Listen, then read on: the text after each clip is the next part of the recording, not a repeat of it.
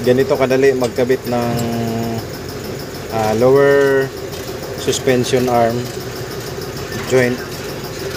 Hindi mo na kailangan ng proper tools. Yan, ganyan lang. Pag ako nagkakabit, ganyan lang.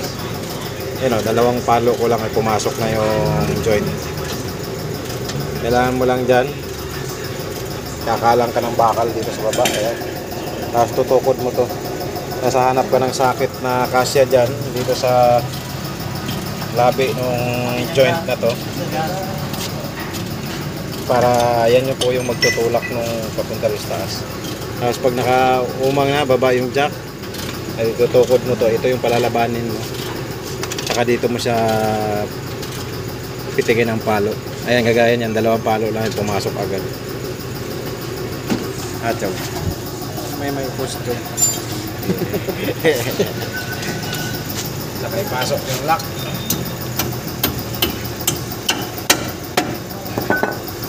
Ay, angat yung jack. Sige, angat.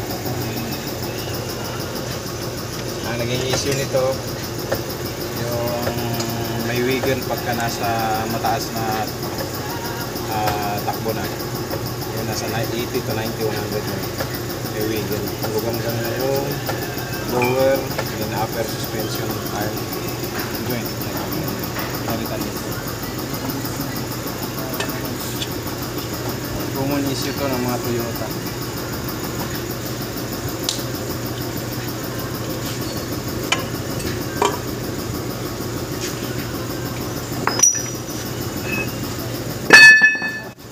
Sakit. Saka may balik na.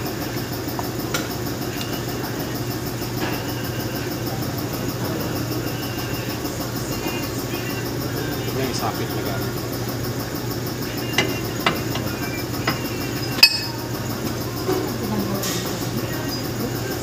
Kailan na yan, Chuk? 2 minuto. Mahigit.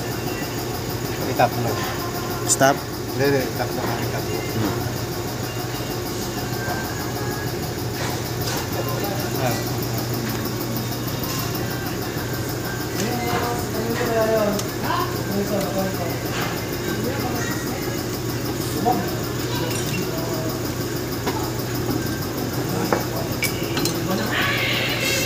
Nasa yung mga bolt nito.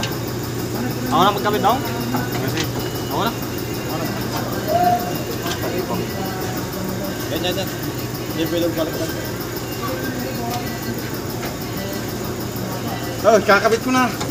Yes, sir. Asa truck mo? Ito sa mga kasya.